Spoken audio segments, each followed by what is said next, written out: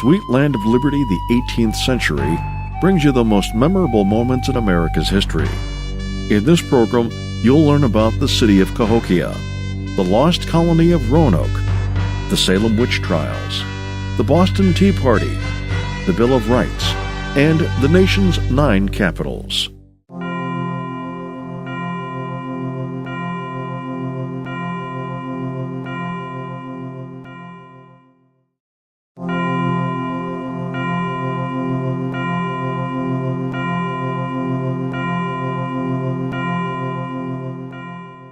Many stories are told about large empires and civilizations of the past, as complex and crowded as any society could have been hundreds of years ago.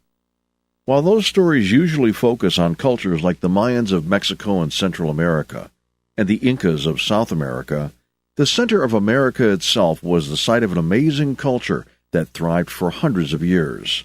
These Native Americans, numbering in the tens of thousands, were concentrated in a single city called Cahokia. Set along the Mississippi River, Cahokia was located very near where the modern-day city of St. Louis is found. But the real name of the city, and its people, are unknown. The name Cahokia is a tribe of ILLINIWEK Indians who moved into the area in the 1600s, long after the original inhabitants disappeared. Those people lived there from 700 to 1400, with the peak of development and growth between 1050 and 1200, a sudden population explosion known as a Big Bang. At that time, it's estimated that as many as 20,000 people lived there, making Cahokia larger than London was at the time. The city covered more than 6 square miles, with homes built in rows, large open plazas, and huge farmlands surrounding the area. Corn had become a very important crop for the people of Cahokia, which may have contributed to the rapid growth in population. Archaeologists who have studied the area don't know all the facts about Cahokia, but they do believe the city was run by a single, powerful figure, like a chieftain or king. The population was thought to be complex, being structured into several classes, from wealthy to poor. Perhaps the most unique feature of Cahokia were the more than 120 mounds that were built there. Many of them were flat platform types, with houses and other buildings built on them. Other mounds were cone-shaped and used as burial sites. The largest of these mounds is known as Monk's Mound, the largest man-made earthen mound on the North American continent. At nearly 100 feet high, 950 feet long, and 830 feet wide, Monk's Mound is so large it's actually bigger than the Great Pyramid of Egypt. When Cahokia was at its busiest time around 1100, Monk's Mound had 4 different levels or terraces. It's believed that a large palace or temple once stood on the highest level, possibly the home of Cahokia's leader, with trees and other buildings on the lower terraces. Another feature of Cahokia is what is called Woodhenge, named after Stonehenge found in England. As many as 5 woodhenges were built over a period of 200 years, between 900 and 1100. These circular-shaped pits had anywhere between 12 and 60 large wooden posts, very carefully and accurately positioned. Studies indicate that a woodhenge was used as a calendar, with sunlight creating shadows with the posts.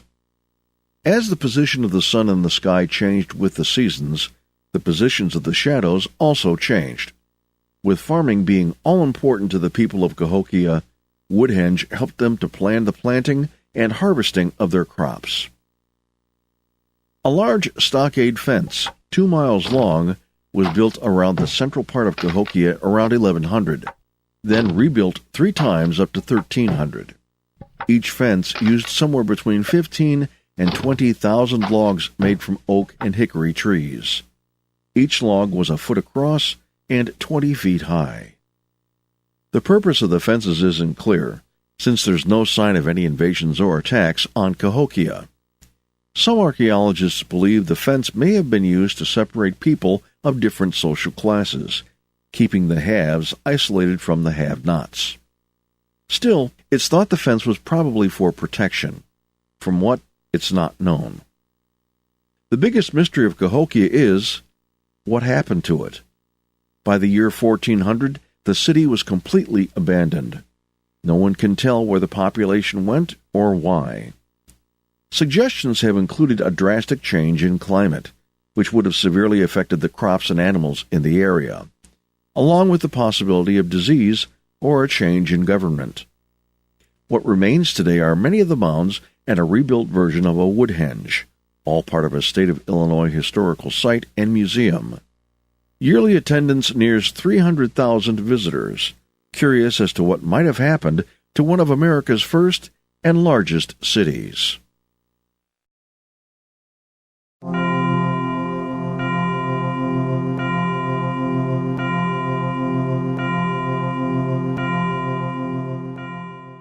Nearly 100 years after Christopher Columbus first sailed with 3 ships to discover the New World, an area we know today as the Caribbean, a Briton named Sir Walter Raleigh sent explorers to find more lands. Under the reign of Queen Elizabeth I of England, Raleigh was encouraged to explore the New World with the hope of building a settlement there. In 1584, explorers found Roanoke Island, part of the state of North Carolina today, and returned to England with 2 native chiefs, Manteo and Wanchese. Both returned to Roanoke with a second expedition in 1585, but the English settlers quickly returned home after scuffling with the local natives. Only 15 sailors stayed behind to maintain the settlement. A third expedition in 1587, with whole families joining the explorers, intending to settle in the New World, totaled nearly 120 individuals.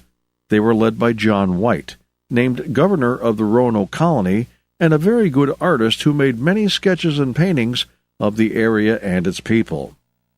1 month later, Virginia Dare was born on Roanoke, making her the first English child to be born on soil that would eventually be known as America.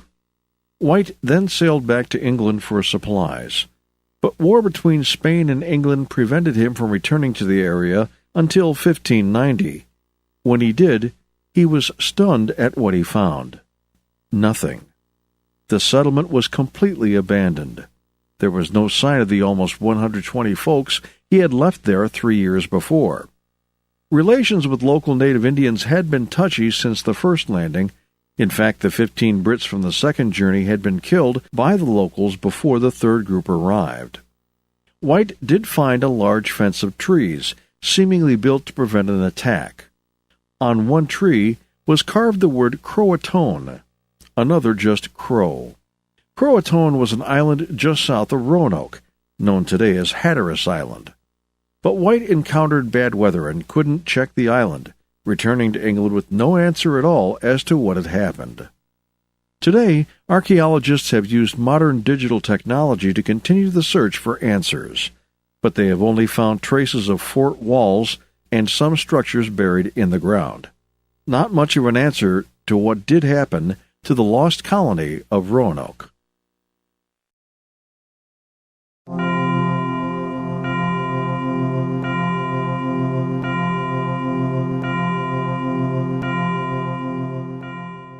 Colonization in the New World of America continued into the 1600s.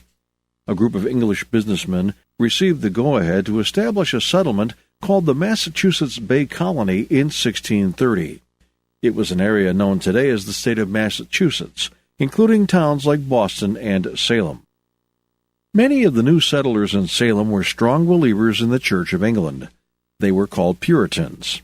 Their ways of life were hard-working, very strict, and God-fearing.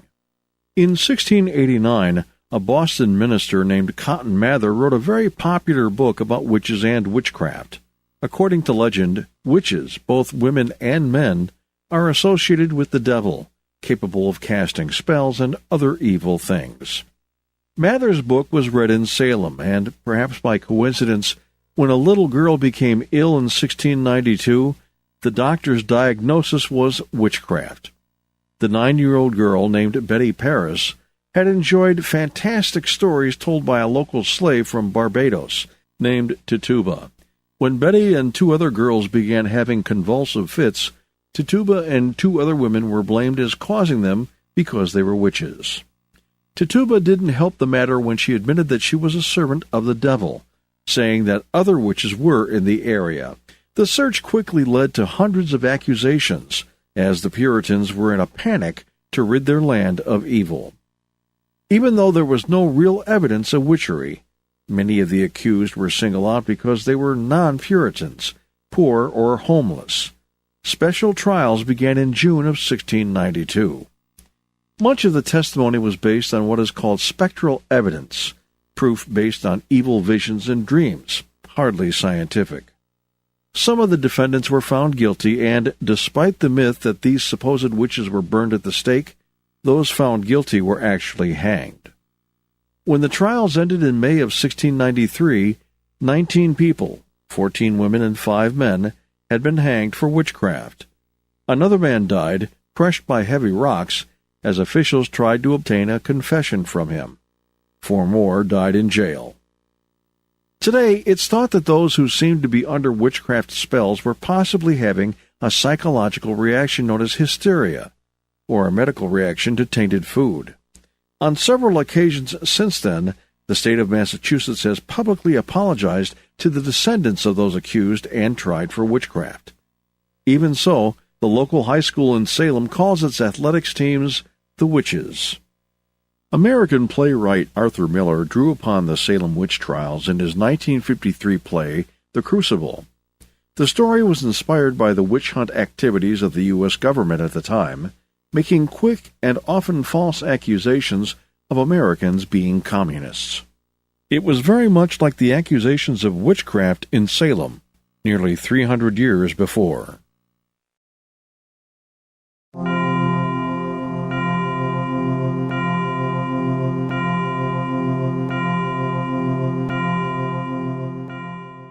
As American colonists struggled to find some way to break free from the military and economic grip of Great Britain in the 1770s, groups of settlers staged protests to make their feelings known.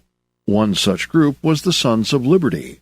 The Sons of Liberty were founded by Samuel Adams and included members like his second cousin, John Adams, who would become the second President of the United States 25 years later. Other Sons of Liberty were John Hancock, Patrick Henry, and Paul Revere. By the 1770s, Americans were brewing more than 1 million pounds of tea imported from Britain a year. With that much tea being consumed, the British figured to make even more money by placing a tax on it. But the colonists had long yelled, "No taxation without representation." Just what did that mean? Basically, it didn't seem fair that folks in America were being taxed by England, where they had no legislators in Parliament. They felt they shouldn't have to pay taxes when their interests weren't being represented by the British government. One of these taxes was created in 1767 with the Townshend Revenue Act. It taxed not just tea, but other items like glass, lead, oil, paint, and paper. These were materials the colonists used to build structures, light their homes, and print books and newspapers. While much of the Townshend Revenue Act was repealed in 1770, the Tea Act of 1773 continued to make tea drinking an expensive pastime. The Sons of Liberty agreed that something had to be done about the high cost of tea, so they gathered over 5,000 people for a meeting in Boston on December 16, 1773. By evening, it was decided that about 100 protesters, many disguised as American Indians, would board 3 ships in Boston Harbor. These ships held tea from the British East India Company. Once aboard the ships, the protesters dumped nearly 100,000 pounds of tea, worth almost $2 million by today's standard, into the harbor's water. The Sons of Liberty were careful not to damage or destroy anything else on the ships during their 3-hour spree. As a result, the Brits were angered, as one might expect, and they shut down Boston Harbor. It would not be reopened until the lost tea was paid for, something the settlers refused to do. By mid-1774, Britain had enacted a number of new acts. further restricting and punishing the people of Massachusetts. By September, the First Continental Congress met in Philadelphia, petitioning King George III of England to remove the acts. His refusal, among other factors, would lead to the battle at Lexington and Concord in April of 1775, marking the opening shots of the American Revolution.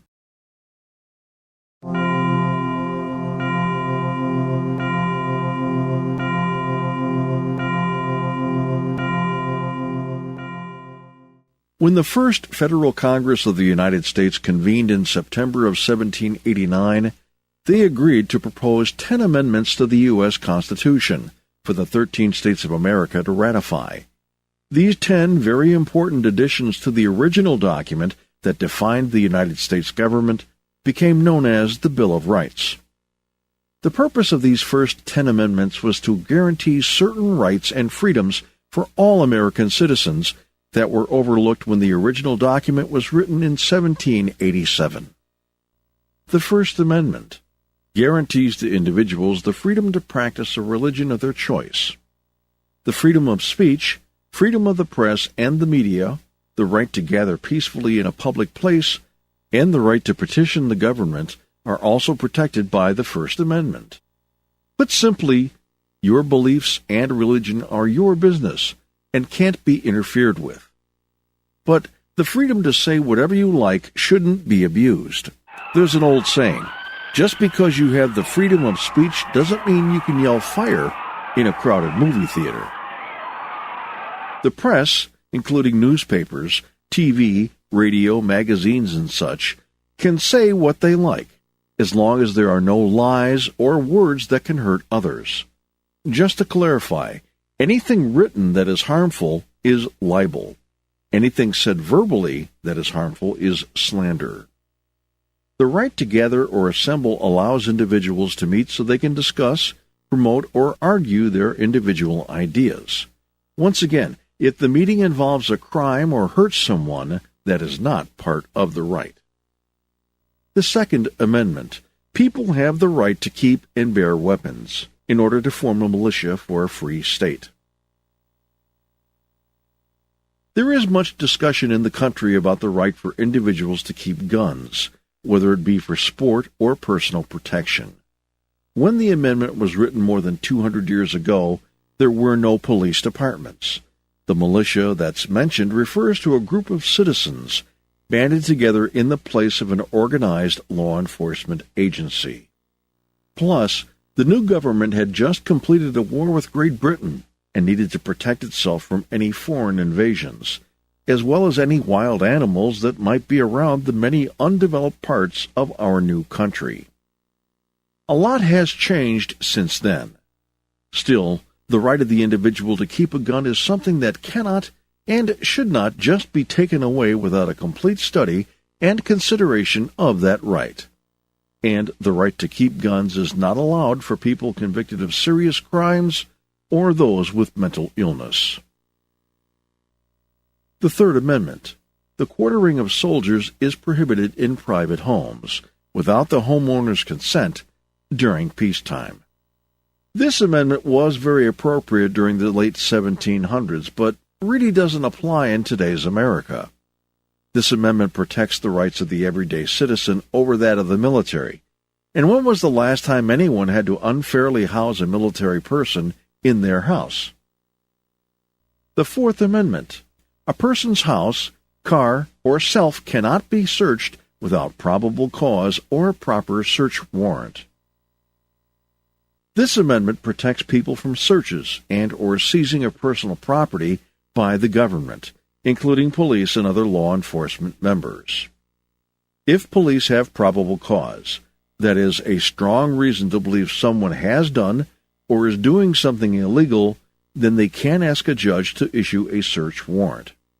With that, they have obtained the right to inspect and search an individual and his or her property.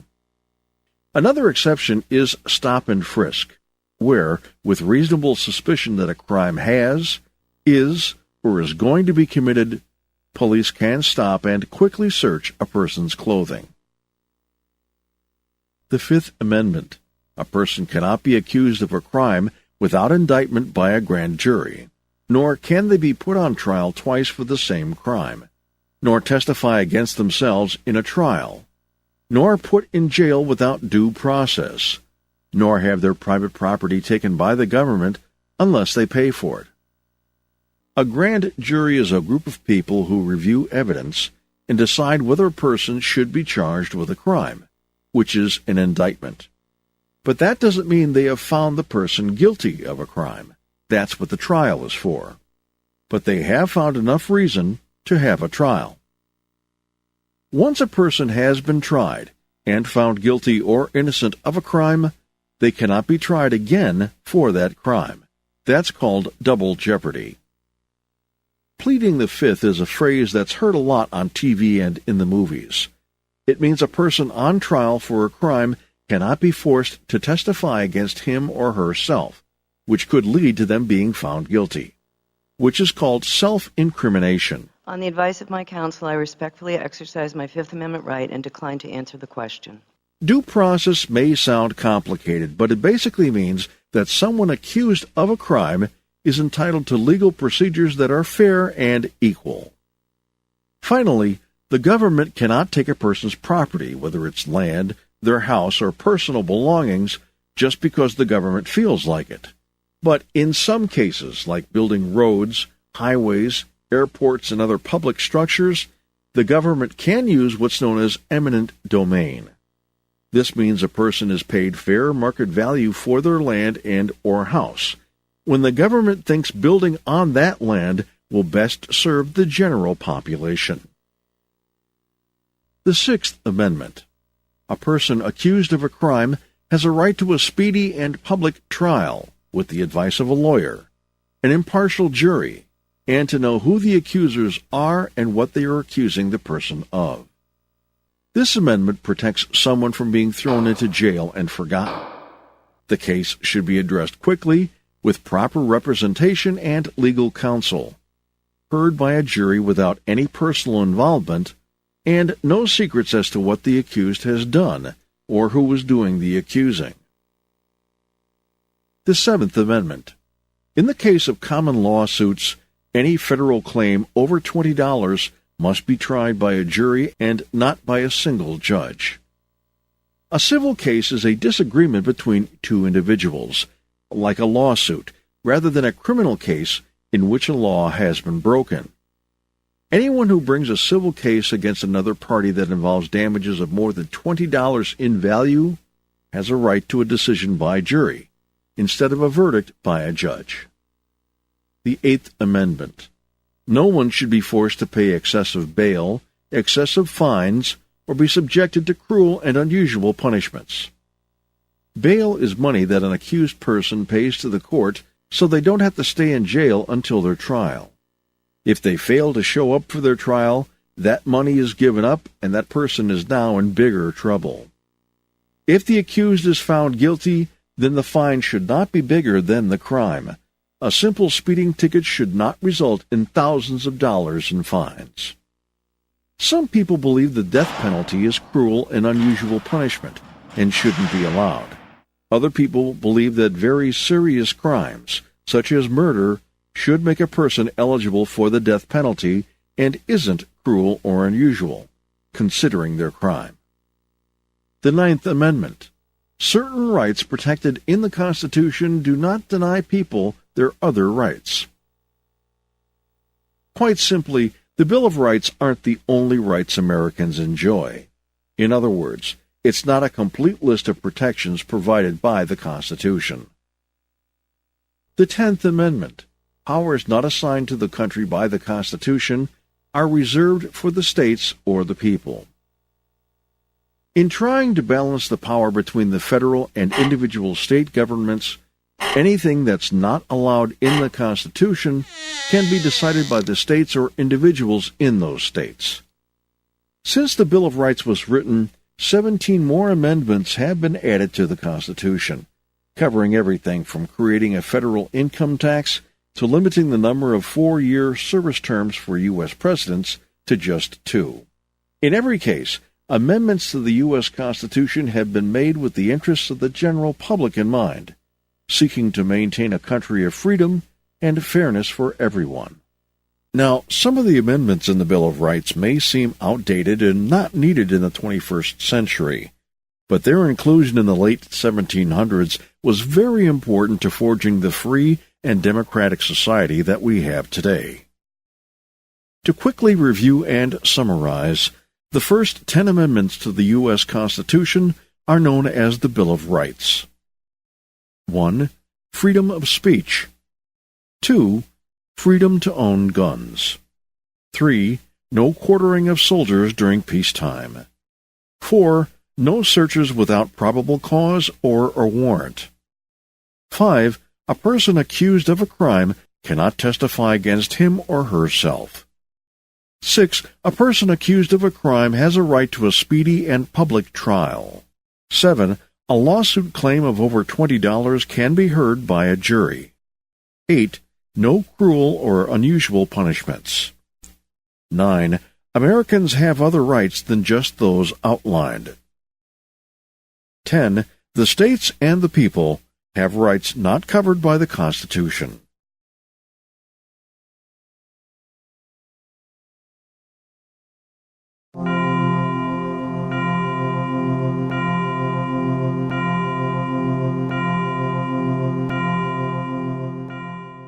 Here's a question for you. What's our nation's capital? It shouldn't take you very long to answer Washington, D.C. There, in today's Capitol building, people representing every state in the Union meet to make laws, a group called Congress.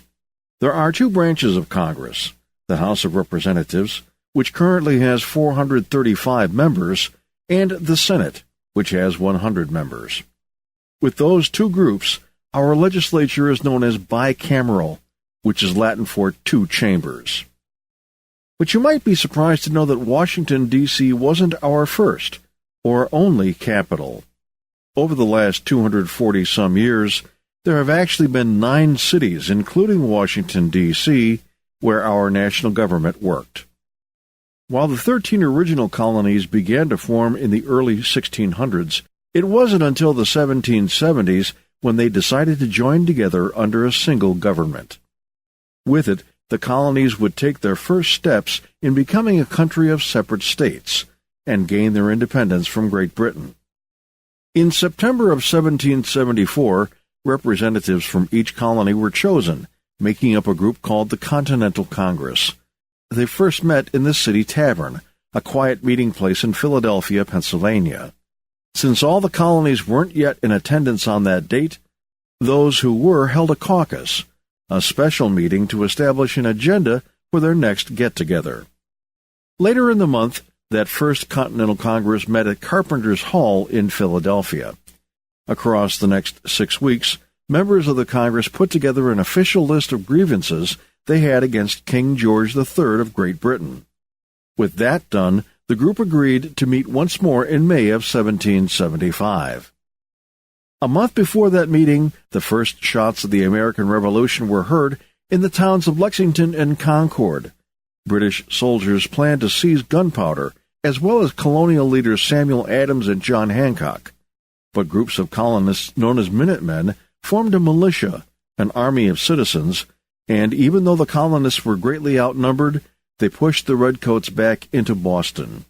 In the end, nearly 50 of the militia were killed, as well as more than 70 British soldiers. The Second Continental Congress met in May as planned, assembling at the Pennsylvania State House, known today as Independence Hall, still in Philadelphia. Among the many actions taken during the nearly 18-month period of this Congress were the selection of General George Washington as the Commander-in-Chief of the Continental Army, plus the formation of rules for that army, the official establishment of the Navy of the United States, an agreement to issue $3 million in Continental paper money. An additional $4 million would soon be printed, and an official treasury was created. A decision to recruit Native Americans to help the colonies in their fight for independence. Assembling a committee of John Adams, Benjamin Franklin, Thomas Jefferson, Robert Livingston and Roger Sherman, whose job was to write a Declaration of Independence. By July 4th of 1776, the Congress was ready to adopt the Declaration, and with it, the colonies officially separated themselves from Great Britain. In December of 1776, the Second Continental Congress was forced to quickly move to Baltimore, Maryland, in order to escape British troops. They assembled at the Henry Fight House, staying for more than 2 months before it was safe to return to Philadelphia and the Pennsylvania State House. The Congress stayed there until September of 1777, largely debating the contents and formation of Articles of Confederation, the first real Constitution, and discussing the creation of the first American flag. Pressure from British soldiers did not let up, and Congress was again forced to move, first for 1 day to the courthouse in Lancaster, Pennsylvania, then to the Yorktown Courthouse in York. Staying until June of 1778, the members of Congress were able to approve the Articles of Confederation. They also received word of an important treaty of alliance with France, assembled by a committee headed by Benjamin Franklin. By then, the British proposed to negotiate a peace, but they would not withdraw their troops or recognize America's independence. Congress rejected the offer, and fighting in the Revolution continued. But British troops did pull out of Philadelphia and allowed Congress to move back to the city in July of 1778. They first worked at College Hall for 3 weeks, then went back to the Pennsylvania State House, where they would stay for nearly 5 years. Congress approved the printing of more paper money, began accepting ratification from the colonies, approving the Articles of Confederation, and many, many other activities needed to put a new country together, including taxing its citizens to pay for it.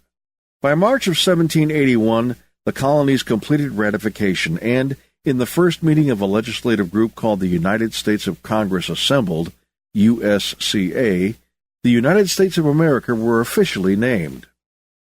The Treaty of Paris brought the American Revolution to a close in September of 1783, and Congress could finally focus on peacetime pursuits.